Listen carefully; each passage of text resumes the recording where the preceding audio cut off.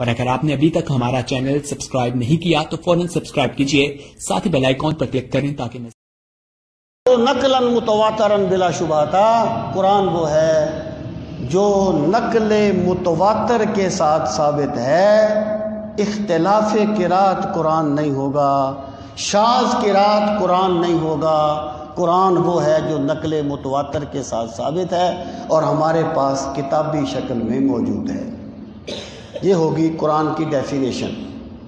یعنی اگر ہم قرآن کی ڈیفینیشن کو سمجھ لیں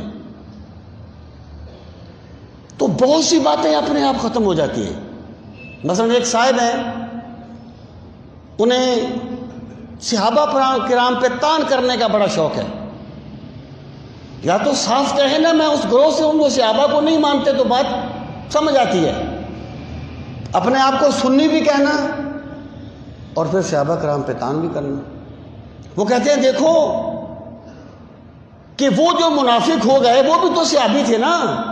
او بھائی، صحابی کی تعریف ہی یہ کی گئی ہے کہ جو حالت ایمان میں سرکار سے ملا اور حالت ایمان میں دنیا سے گیا۔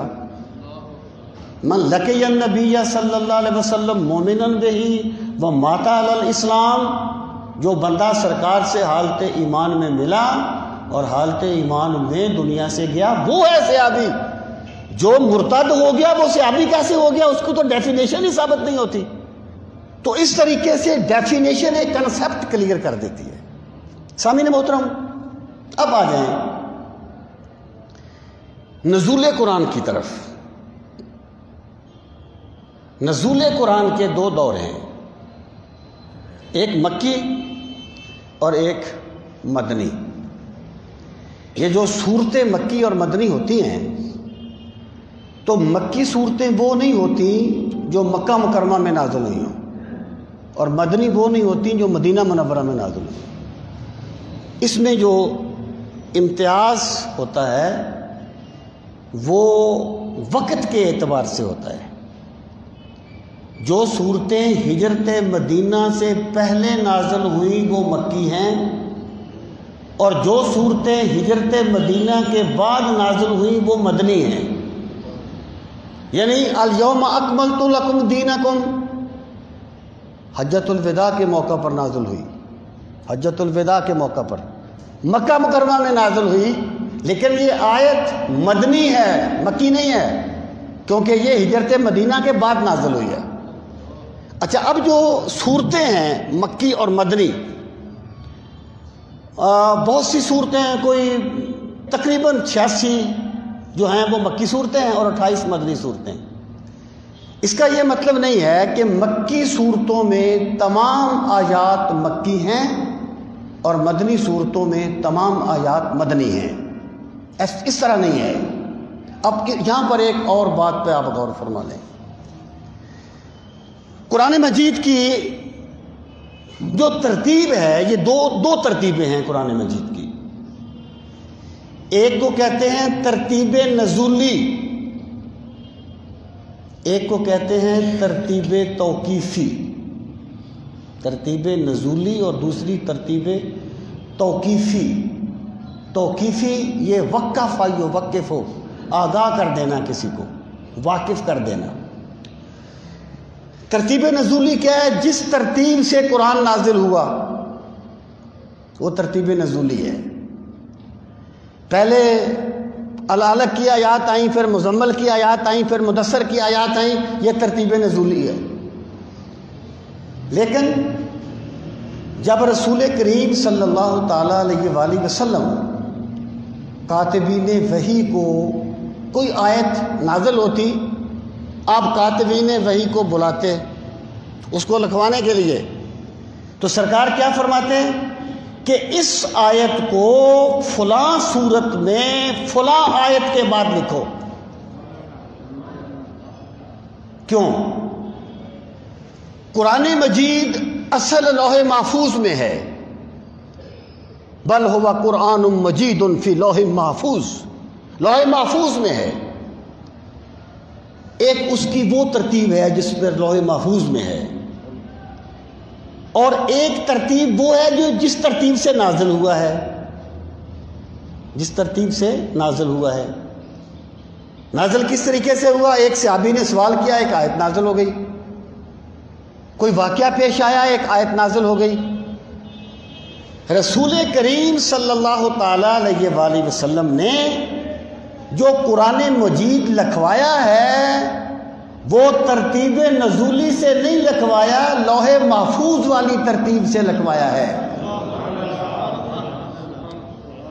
اس کو ترتیب توقیفی کہتے ہیں، یعنی وہ قرآن کی وہ اصل ترتیب جس سے اللہ تعالیٰ نے رسول کریم علیہ الصلاۃ والسلام کو آگاہ فرما دیا، واقف فرما دیا۔ اور جو لوگ قرآن مجید سے مزح کا خیز استدلال کرتے ہیں وہ کبھی ترتیب کو نہیں مانیں گے، کیونکہ ان کے پلے رہے گا ہی کچھ نہیں۔ میرا سوال یہ ہے کہ اگر قرآن مجید میں ترتیب نہیں ہے تو مجھے بتایا جائے رسول کریم صلی اللہ علیہ وسلم نے اسے ترتیب نزولی سے کیوں نہیں لکھوا دیا تھا؟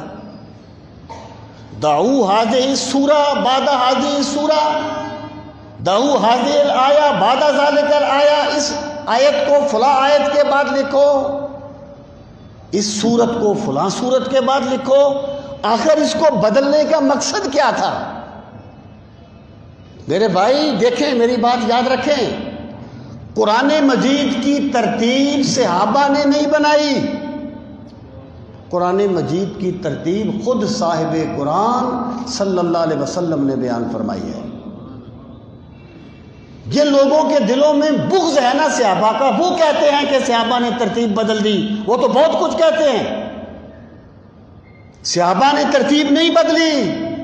اگر صحابہ پر اعتماد نہیں کرو گے تو مجھے بتاؤ قرآن کو کیسے مانو گے؟